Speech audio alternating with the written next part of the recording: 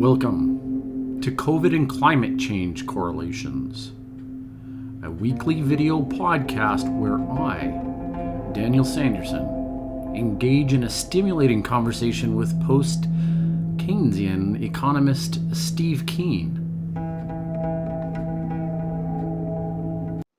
Okay, welcome everybody. We're back in virtual studio with Professor Steve Keen, and we have a special guest, Andrew Norris, who has joined us today. But before I get to Andrew, I want to spend a little bit of time with Steve on a summary of the timeline of his book. So today's questions from Andrew are in particular to the Debunking Economics book that Steve originally wrote in 2001, and I hope he gets this particular reference. But Steve, when did you get into the dethroning of emperors? When did that happen and come about?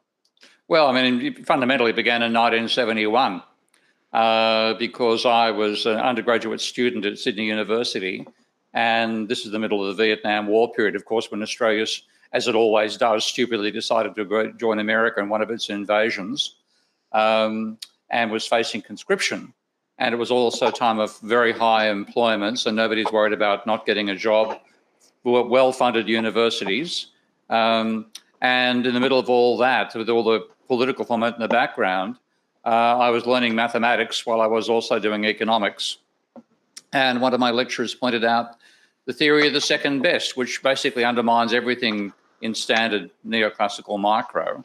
It's not the sort of thing you normally learn in first year. You normally learn about it in master's preparation and PhD, by which time you've swallowed the neoclassical Kool-Aid and you accept it all.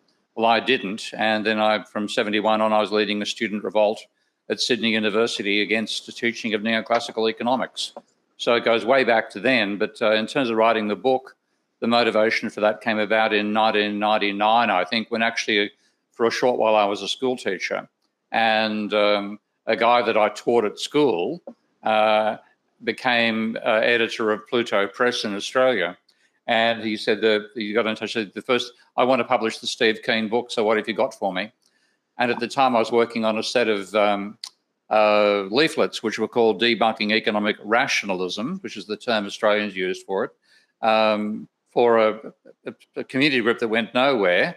And he said, oh, that sounds great. Knock off the rationalism. That won't sell overseas, and make it into a book. And that's what was the motivation. So I began working on the book in 1999, I think, wrote most of it in 2000, and it was published in 2001. Right on. Well, how did the slight change in title come with the 10-year anniversary? We went from the emperor of the social sciences to dethroning of the emperor. So there's something happened with that expanded edition, and was there something in the nuance of that emperor reference that? Well, we start with the naked emperor. Obviously, that was the naked emperor of the social sciences. Yeah, and that's actually a term which a good friend of mine, Alan Kerman, first used in a paper talking about the impact, what's called the Sonnenschein-Mantel-Debreu theorem, on neoclassical micro, and so I thought that was a good subtitle, so I stole it, which Alan forgave me for later, or actually applauded me for. And then because between 2001 and 2011, you had the financial crisis in 2008. And that was something which I started warning about as of December 2005, and saying, it was inevitable, be global in scale, et cetera, et cetera. And so after all that was sort of done and dusted, it was time to revise the book, and that was the obvious thing to say, that it should have been dethroned, because neoclassicals were the ones coming out in 2007 saying what a fabulous year 2008 was going to be. And I quoted them extensively in the book, of course. And of course, that should have been the end of them, but they survived virtually anything. They survived the Great Depression with their belief system intact. They survived the financial crisis, but they should have survived neither. Well, and isn't that one of the main points, or the thesis of the book, and really effectively what Minsky's point is, that you've kind of been running the torch with, is that they didn't take into accommodation the Great Depression, and therefore, it's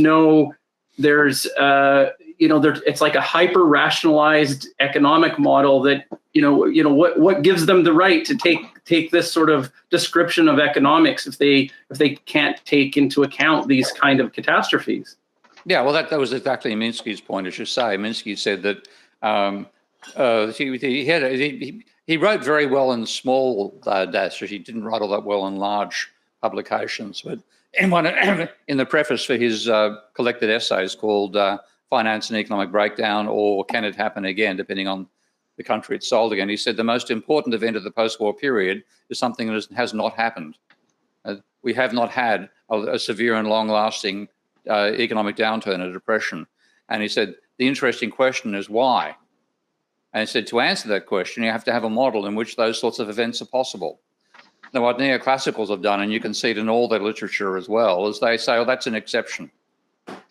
Let's leave that out, Well, if you leave it out, what you're describing is effectively, you're using, I think this is a very apt analogy, you're using a model of a drag racer as your ideal car, and you refuse to explain why drag racers are crashing on all the corners, on all the roads in America. Let's just assume they're all straight, therefore crashes can't occur, and all those crashes are exogenous events. And fundamentally, they would never admit to thinking that way, but that's fundamentally how they do think. Oh, I love that, Steve, because I'm going to be looking for drag racing clips. You know that, right? Go for it. Okay, Andrew, let's bring you into the conversation here, Andrew. And remember, the questions, let's just keep them, open and fluid. And, there's going to be plenty of time for the three of us to talk about each one. So why don't you, just, fire away, Andrew?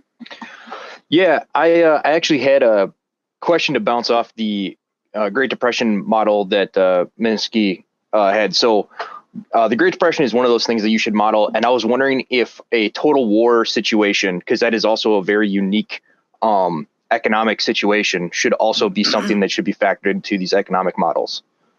Oh, yeah. I mean, and in fact, that is fundamentally, in some ways, how modern monetary theory came about. Because the Great Depression obviously was a huge disturbance to how mainstream economists thought about government spending, because the previous, if you read Calvin Coolidge, his 1928 State of the Union address said how wonderful it was that he'd run a 1% of GDP surplus for the previous 8 years, each of the previous 8 years, and how this was the foundation of prosperity, and bang, the Great Depression hits. Now, when the Second World War hit, you had both America and the UK on occasions having budget deficits of 30% of GDP.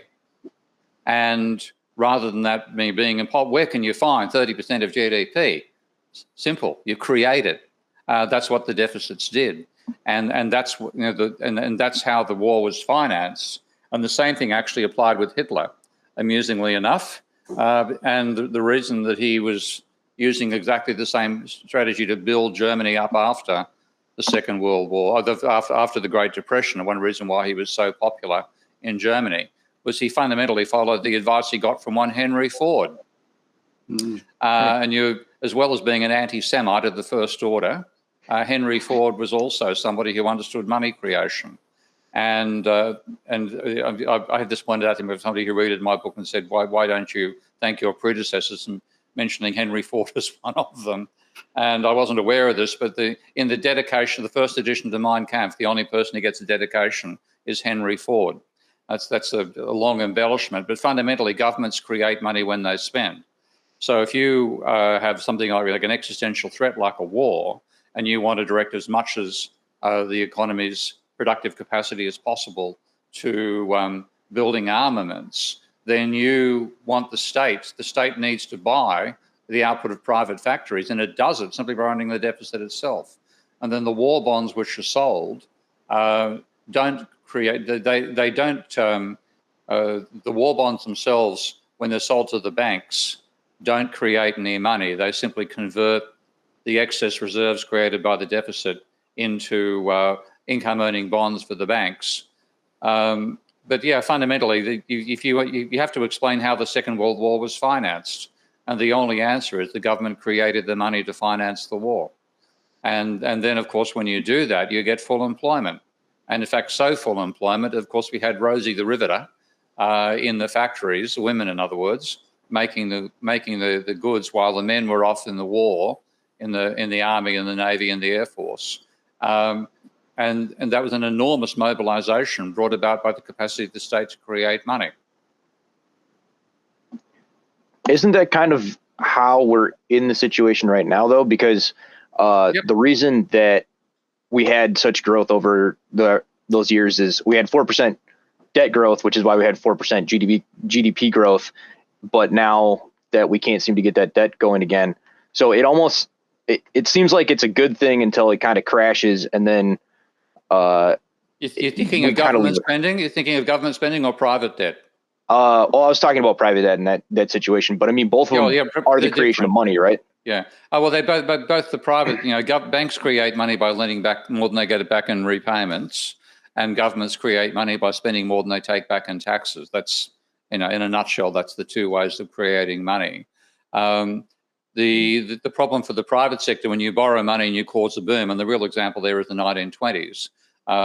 You had private sector debt going from, I haven't got the figures in front of me, but it was something of the order of, say, 35% to 90% of GDP over the 1920s. And that caused an absolute boom, of course. And a large part of that borrowing was to, in fact, borrow to speculate on shares. So margin debt as a percentage of GDP went from 1% of GDP in 1921 to 12%. Actually, when I adjusted for more recent figures, effectively 13% of GDP in 1929, and then back down to 1% and 0.5%. So that was the boom and bust of the 1920s, leading to the bust of the 1930s. So that's the real dilemma. But the government sector, so long as you're, and this is where I differ from modern monetary theory, so long as you're running a balance of trade surplus, or you have such a big economy you don't need to worry about it, which is the American case in some ways, the government can run whatever deficit it wishes to. And then when it finances it, it's not actually borrowing money. It's created the money. You don't need to borrow if you can create money, fundamentally. It's in the consequences of what you do with that creation of money that matters, rather than whether you can or can't do it. So with the government, what that meant was America ended up with the Second World War with a government debt level of 110% of GDP, having started with about 30%. But that was easily reduced because you had such high economic activity in the 1950s and 60s that the debt level rose even while the government was still running deficits. The debt ratio fell even though the government was still predominantly running deficits in the 50s and 60s. So that's why I'm very strict about saying you've got to separate private debt from public debt, because private debt is a debt. Public debt is fundamentally a record of government money creation. Okay, interesting. So I have a question to bounce off that, but I'm just trying to think of how to word it. So there's got to be a limit to how much money creation they can do, right? And how should that limit be bound? Well, I mean, what I think is that when you look at the level of money creation, it's really the amount of economic activity you generate out of that matters. Because if you simply think like in strict money turnover terms, then the debt ratio is the accumulated money divided by the rate at which money turns over times the amount of money. Okay? So, okay, you want that to be a reasonably good ratio and a fairly large rate of turnover. If what you do ends up causing a decline in the turnover of money, whether that's private created or government money, then your economy's got a problem. And that's where we've got ourselves into, because we've obsessed about the government debt level, and that's been the neoclassicals, that's their sole obsession. Well, not their sole, they've got inflation's another one, obviously. But that's their monetary obsession is the level of government debt. Now, what that's meant is we have two ways of creating money, government or private. We've flipped far too much of that into the private sector. So banks have created most of the money for the last 30 or 40 years. And that's then meant the accumulation of private debt. And one thing which we all do when we have private debt is, if we're carrying a lot of private debt, we try to save to make sure we can cover that, service that debt. And what we mean by saving is spending more slowly. So what you get out of it is a decline in GDP. Okay, your turnover of money drops because of your increase in the level of private debt, and that, I think, plays a major role in explaining why we've had such sluggish economies, because we've obsessed about government debt and ignored private. Yeah, and I love the fact that you do focus on private debt, because it's pretty rare. I think it's you, Fox Bay, maybe one or two others. Obviously, other people you reference in your book, Irving Fisher, I'm starting to grow appreciation for. But yeah, sorry, go ahead. Yeah, you've got to include. I mean, it's leaving out credit. What they fundamentally do is leave credit out of their economic thinking. And look, I understand the logic behind why they do it. I also know why the logic is wrong in a monetary economy. But if you're leaving out credit, you're leaving a very large and highly volatile component of what causes the economy to go forwards or backwards.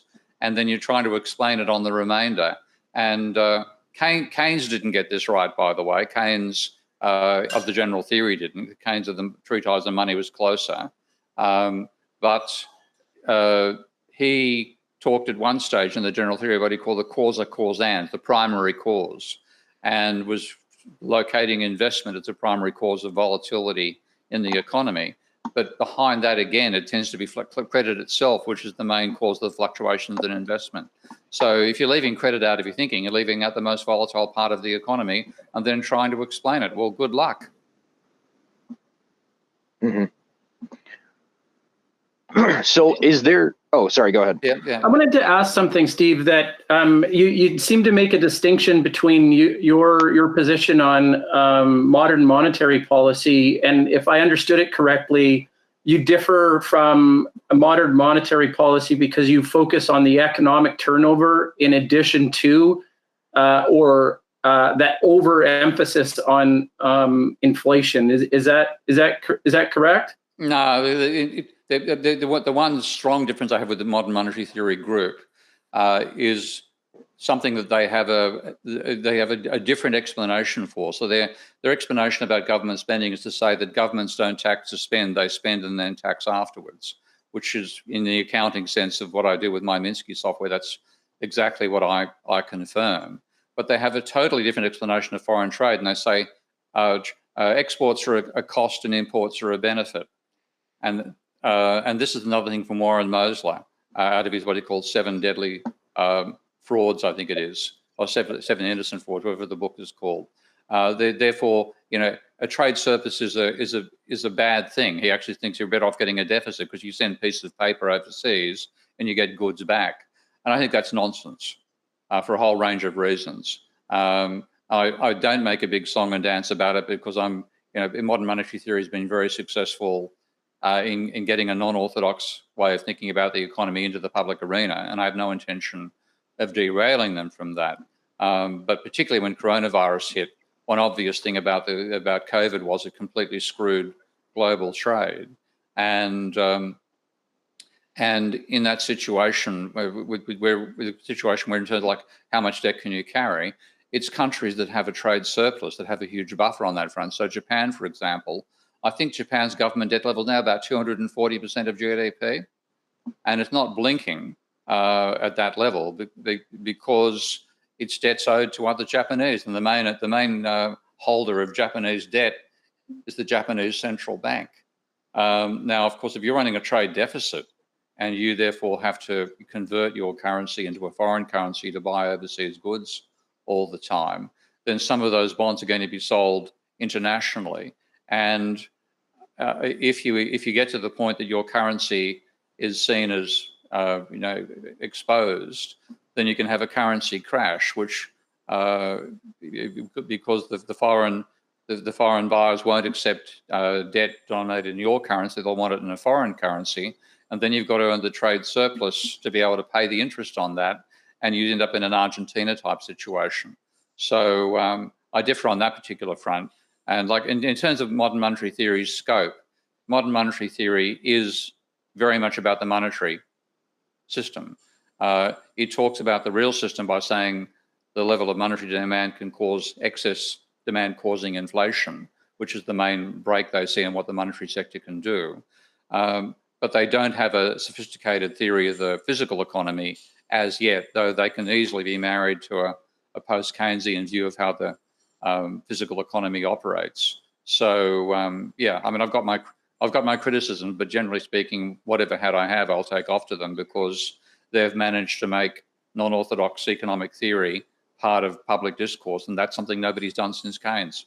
I love that explanation, Steve. It's like we'll pick our battles, we'll allow it to mature, and then work with the group. And I know you've got a friendly relationship, with some of the leaders in that.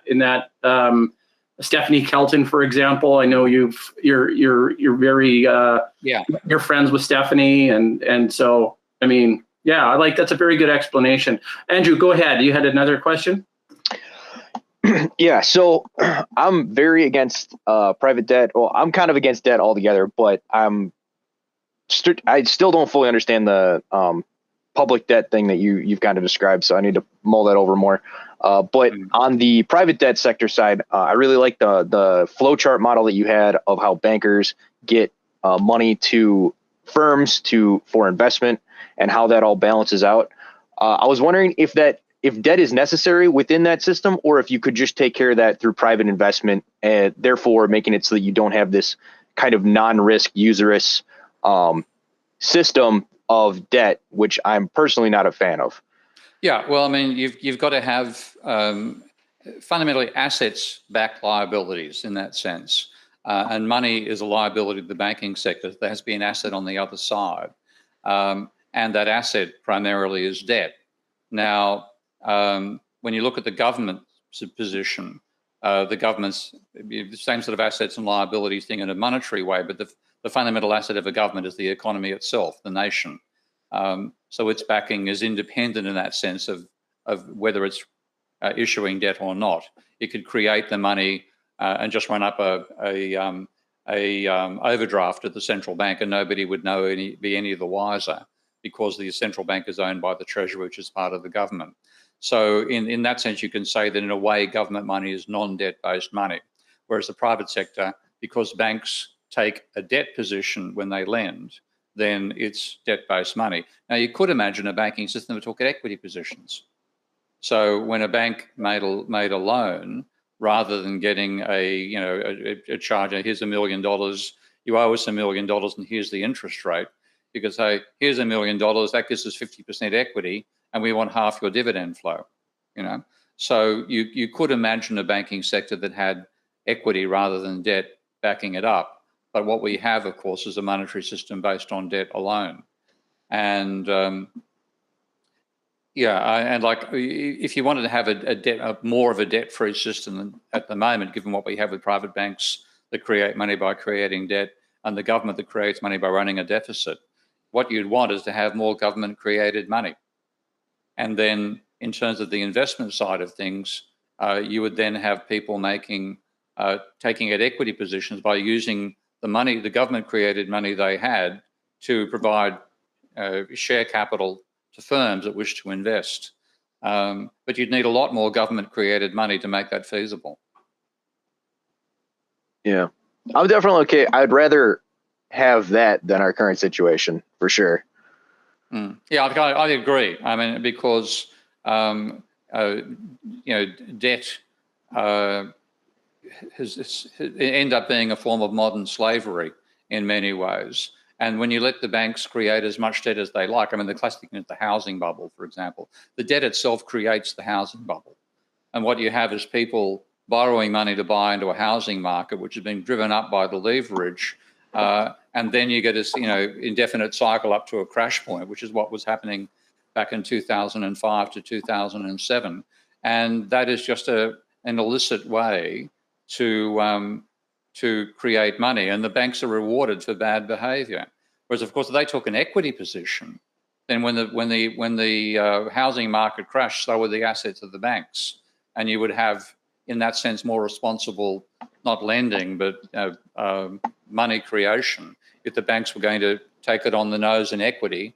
Whereas with debt, they don't. They, if the borrower goes under, then the bank gets the assets that have been, financed by the debt, and it's the borrower who takes the opprobrium, not the money creator.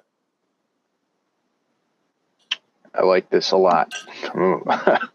What was I going to say? Go ahead. Sorry. I have something to add on that. Would you not have as much speculative run-up on housing, for example, to talk about that particular industry? So the housing bubble, if you didn't have the borrowing and the debt and that speculative sort of buyer, or in the housing market, would prices stay more affixed to where the valuation is? They'd be much lower. I mean, you wouldn't have a housing bubble at all, quite probably. Because if what actually drives, and this is why when you understand that banks create money by lending, then you have to say, what is that money being used to finance? And if that money was going into corporations, which is the sort of vision that Schumpeter has back in the theory of economic development back in the 1930s, that banks are effectively providing venture capital. If they were doing that, that'd be fine. But in fact, the easiest way to create money for a bank is to lend into a housing bubble, because you create the money, you get a new mortgage. The demand for housing is fundamentally new mortgages. So the price level is set by new mortgages, and therefore change in the price level is set by change in the level of new mortgages. So what you have is, while debt is accelerating, you get rising house prices. And of course, nothing accelerates forever. So when you hit the acceleration stops, the plunge begins. And if you take a look at the American data, that plunge began in 2006. So the actual housing bubble was a creation of the credit system, and so was its breakdown. And that is it's an insane reason to create money to cause a speculative bubble. But the same thing in the 1920s, as I said, mortgage debt went from 1% to 13% of GDP over the 1921 to 29. That gave us the Great Depression. So you simply don't want to allow, because you can't trust banks to lend responsibly, you have to constrain what they can lend for, which we don't do. So I would abolish margin loan completely. Okay, if you want to speculate in the stock market, do it with your own money. And I'd also put limits on mortgage lending so that you couldn't lend more than 10 times the rental, actual or imputed rental income of a property to the buyer of the property. So no matter how wealthy you were, if a place was earning $1 million in rent per year, you couldn't borrow more than 10 million to buy it. So we need to break the link between money creation and asset price bubbles. And the easiest way would be laws like that, but another system, of course, would be changing, making banks take an equity position rather than a debt position. Interesting. So it doesn't mean that the ultra rich couldn't still own, fantastically big, say private residences, but they'd be financing it on their, from their own existing capital, right? Yeah. I mean, housing shouldn't be an asset class. Housing is fundamentally a human need. Shares are clearly an asset class, but if you look at the extent to which the value of shares is driven by margin debt, and margin debt again by the value of shares, you get this positive feedback between the two. Again, it's overwhelming. So because we don't understand how money is created, we've allowed banks to create money for asset bubbles. And that's the last thing capitalism needs. Right. I see that there's an aspect of this bubble and these where people can actually buy houses, and you have an upward mobility in a middle class or a lower middle class. A lot of people have their retirements put into their homes because it is treated as an asset, and so. I mean, I at least, my parents were like that, right? Yeah, well, as long as they're relying upon the rental income, that's fine. I I mean, my wife is always bugging me about buying properties over here so we earn a rental income. That'd be fine. It's when you try to make it rising prices over time. And that inevitably leads to the sort of situation we can see in Australia right now, for example, my old home country, where the prices have got so high that people, your average first-home buyer is in their 40s. If you keep on doing it, average home buyer in their 50s, then their 60s. It's crazy to build an economy on that basis, but that's what we've ended up doing by letting banks create money, whatever they damn well like, as if they've got the right to do that when they wouldn't be a bank in the first place without being given a banking license, which is a legal entitlement by the government of that country. And that legal entitlement should come with limits on what you can do with it. In that sense, our treatment of constraints on banks is a bit like American gun laws. You can blast somebody's head off so long as it's your democratic right to go and shoot somebody else. Almost seems to be the American treatment of guns. We've let the banks do the same thing.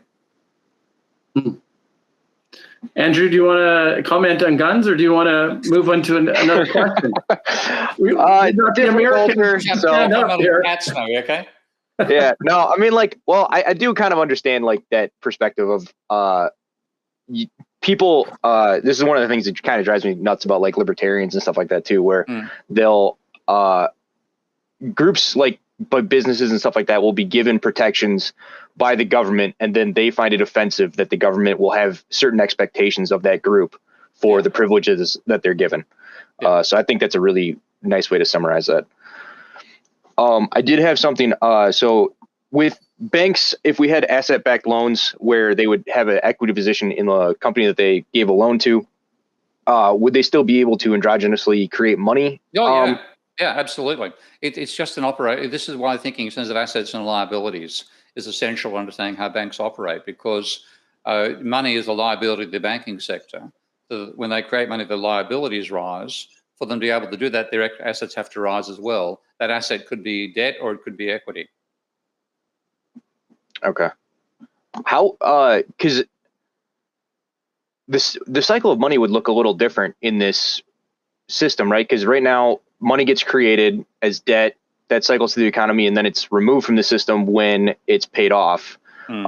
With this asset-backed version, when it's paid off, the company would get basically be buying the equity from the bank back. Is that how that would work? It'd be actually a legitimate form of share buyback, yeah.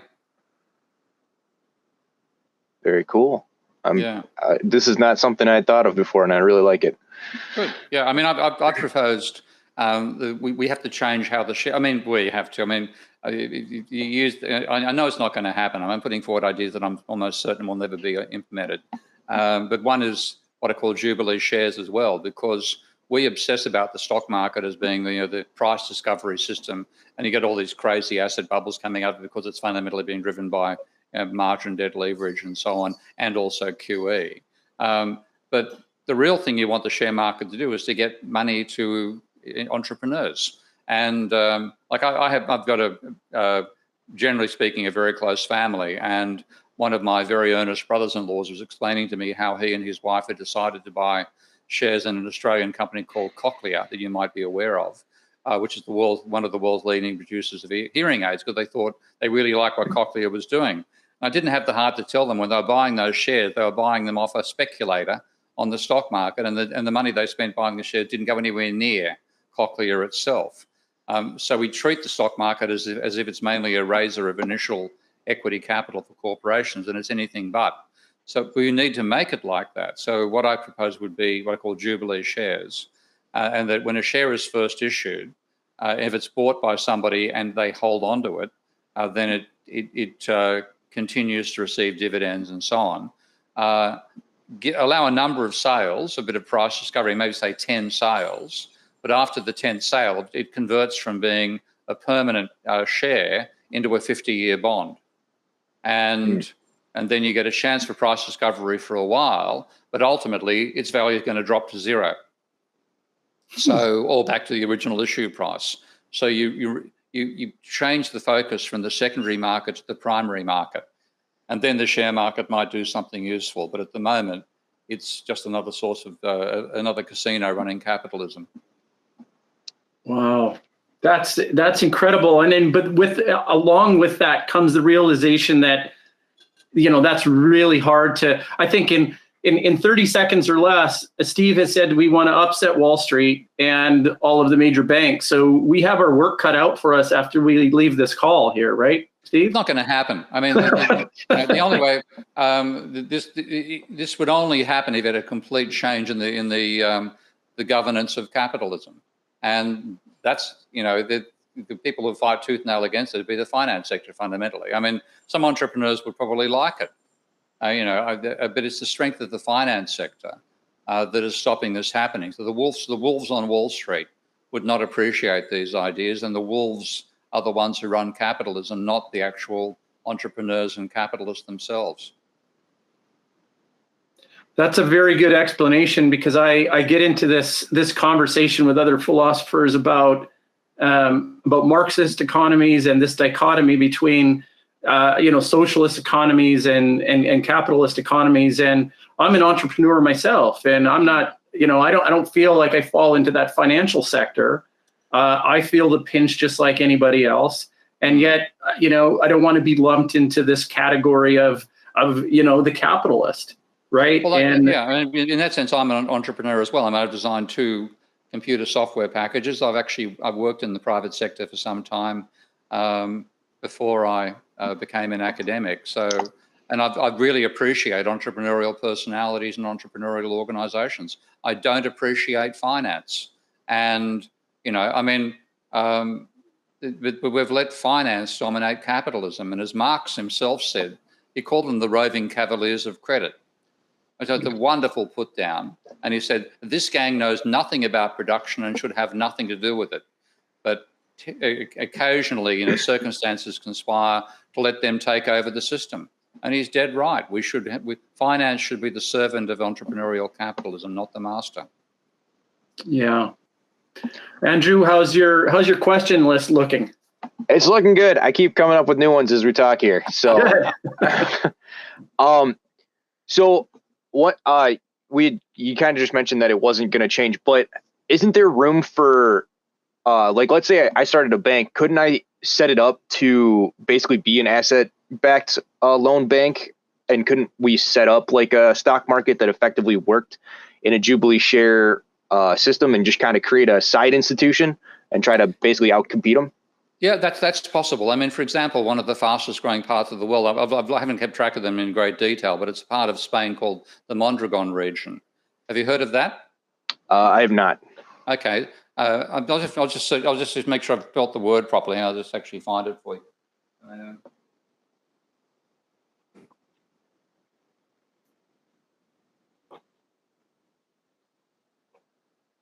Mondragon. So I think Mondragon, Mondragon Corporation. And that was started by, I think, a Jesuit priest in Spain who realized how depressed this particular region was and that they couldn't get investment. And he persuaded I think a corporation was being shut down. He persuaded the workers to take it over and form a workers' cooperative with share issuance and so on. And it's been extremely successful. It has been the fastest growing part of the capitalist economy for about 40 or 50 years. So it's quite a remarkable case of that being done successfully. But it's, it began in 1956, and you haven't heard of it, which implies it hasn't taken over capitalism. So it's feasible, but the amount of money that if you've got the capacity to create money, which the financial sector has, as easily as it can through banking, then the power that gives them is enormous compared to something dedicated and real like this. So even though they've been growing more rapidly than the rest of the Western world, they haven't taken it over. Well, it's a start. We have to look at sweeping reform, the paradigm shift. Let's bring in some climate conversation in this part of the conversation. And Steve, as we ease into that part of the conversation, I'm curious if there's any parallels you see from 1920 and the spending boom that happened after, in the 20s with how we're emerging out of the pandemic. Are you seeing any parallels to that? Actually, yeah. I mean, I'm a fan of the Stephen Colbert show, which, I can't watch as easily as I could in America, obviously. But I watched it when he had his first live performance. Did you see that? No. Have a look on YouTube and watch it. They had a dancing vaccines came out on stage and joined him and so on. And everybody was happy. The only people who got inside the theater were double vaccinated. And they were hugging and dancing and, clapping, yada, yada, yada. And I've seen people say that maybe the euphoria of the 1920s was in response to getting away from the Spanish flu and the First World War, but actually more immediately the Spanish flu that hit people more directly, and more people died in it than died in the First World War. The liberation, the sense it was over, is a large part of why the party mentality of the 20s began. But we're not going to have long to party with climate change. Yeah. Yeah. Those parties, quite literally, those parties are going to get washed away and burnt out. Yeah, Andrew, what's your position on climate change? How are you coming to terms with it, thinking about it? I don't really worry about it. One easy kind of rhetorical thing is when they say like rising sea levels and all that stuff is if you have ice cubes in your glass and the water's at the very top, when those ice cubes melt, the water doesn't overflow. So I don't think we have to really worry about that. On top of that, God never said he wasn't going to flood the earth again. And so I think a lot of this is people want to worry about something so big that they don't actually have to worry about the immediate things around their life. And two, governments just love some big dangerous thing so that they can centralize power control and stuff like that. So that's how I see it. I seem like I'm in the minority on this one in this call. Yes, you but are, that's and fine. you're wrong, by the way. You are fundamentally, categorically, unequivocally wrong. All right. Yeah, okay. Have you heard what's called the Second Law of Thermodynamics? Yes, I'm an engineer. Great. Okay. Even that should let you realize why ultimately that argument doesn't work, because there's a wonderful blog post you should take a look called Finite Physicist Meets Exponential Economist. And this physicist explained his conversation he had with an economist over dinner one day. Beautiful blog post. And he gave the example if the economy grows at 2.3% per annum, and he used that because 2.3% per annum, if you compound it, gives you a factor of 10 increase per century.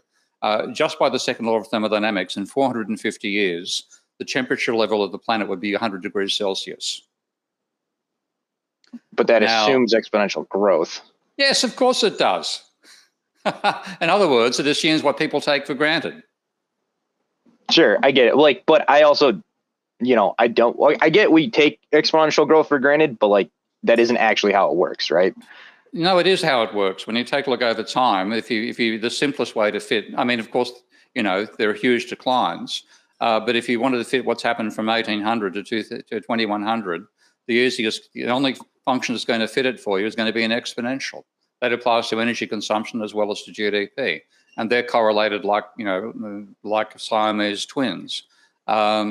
So in this sense, if you are, and I'm glad you're an engineer, because I've had far more respect for engineers than I have for economists, then when you do the math, and that's what the blog is called, by the way, do the math, since we've managed, if like a 2.3% per annum rate of growth is low compared to what the World Bank thinks. The World Bank wants to average 3%. That's what's called Okun's law, is that a 3% rate of real economic growth is sufficient to keep unemployment from rising, because you have about 1% population growth and 1.5%, 2% technical change. Then you want about a 3% rate of growth to have not have rising unemployment. Now, if you factor that in and look at where we've gone, we're starting to taper finally in population. So you've got a sigmoidal effect applying there. But fundamentally, a 2.3% rate of growth would be seen as low by economists today, a failure. And this guy points out that if you maintain that failure for 450 to 500 years, you'd reach a point where the temperature of the surface, just due to simple old energy entropy, would exceed the boiling point of water. So there has to be, even in that sense alone, there has to be limits to growth. Now, when you take it further back and say, what about the impact of us dumping the waste we generate into the biosphere, then that brings you dramatically forward, because we know that carbon, we've known since, you know how to do a Fourier transform? It's been a while, but... It's been a while, okay, but you know who I'm talking about. Okay, Fourier was one of the first people to point out carbon dioxide's role in causing the temperature of the planet, okay? So I've known it since Fourier.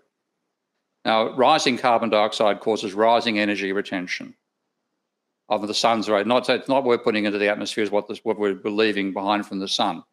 So if we keep it up, we're going to hit 3 and 4 and 5 degree temperature increases. Now, people make the mistake, and I presume you're making the same mistake, of saying, oh, well, you know, I'll wear one less sweater. That's literally what I heard an English economist say back in the 80s about it. That increasing the temperature of the biosphere by that much completely changes the chemical and biological processes that can occur in the biosphere. And if we allow that to happen, we're extinct. Now, I think you're making a huge mistake to dismiss that, because the first warnings of it came from the limits to growth back in 1972. And the people who wrote the limits to growth were MIT engineers, by the way, not airy-fairy, you know, libertarian or, you know, communist, whatever. They were MIT engineers. And they said, if we factor in what's happened from 1900 and 1970, get ourselves a set of 7 indicators, which we project forward, so we make our model fit from 1900 to 1970, and then run it forward with these 7 to 9 indicators and see what happens. They predicted the sort of experiences we're going through right now in 2020. Not the exact ones, obviously, but the timing, which they made deliberately vague. When you look at when they see the peak of energy production, pollution, and population, was between 2020 and 2050, roughly speaking. And that's what we're going through right now. So I think I would suggest you pay a bit more attention to it. Yeah, but they've been saying that we're going to hit peak oil every 10 years. They've been saying we're going to hit peak temperature every 10 years, and it never seems to happen. No, they haven't. This is the caricature that people use to dismiss this whole idea. When you, like, for example, I see people saying, I mean, for example, one of my favorite assholes on the planet is an economist called Richard Toll. And this jerk and I were having a debate on Twitter.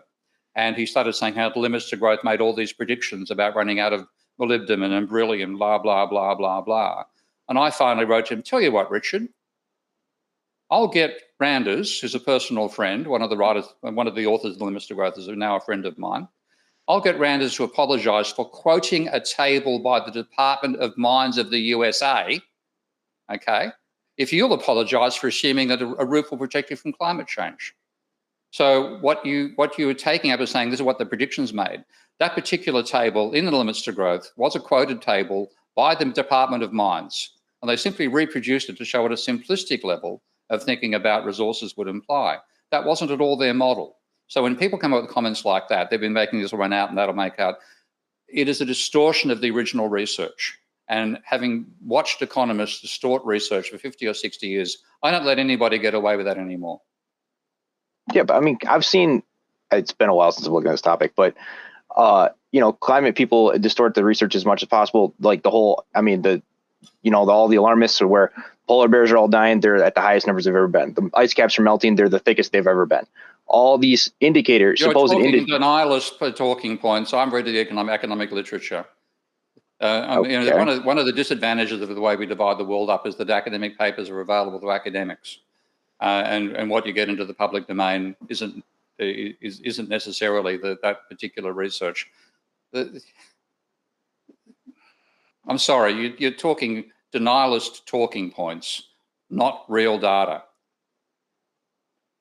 All right, well, agree to disagree, I guess.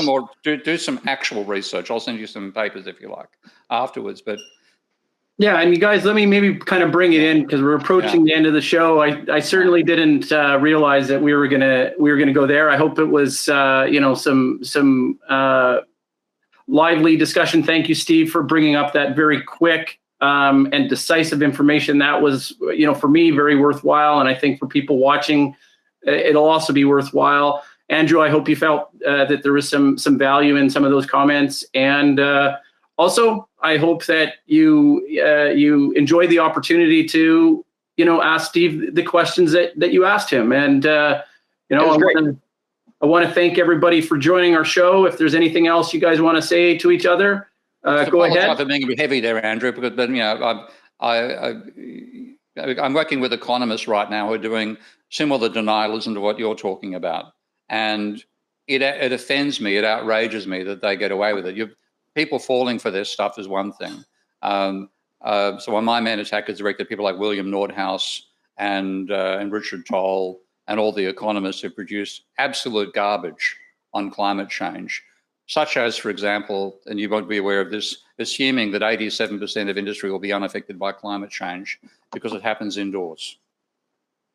So, the really bad stuff, the really stupid research is done by people saying climate change is not a problem. When you look at what the scientists are doing, the data is extremely powerful and unequivocal. And it's easy to be conned by the economists. I'm afraid that's what's one of the sources you let yourself be conned by on that one. So, do a bit more reading elsewhere.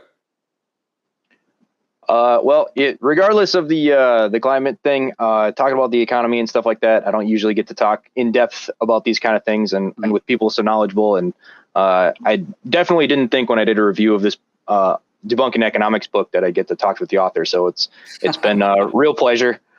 And thank you for inviting me on. Thank you. Thanks for coming. Thanks, Andrew. We really appreciate it. Bye now. Okay. Thanks, everybody. Bye. Bye.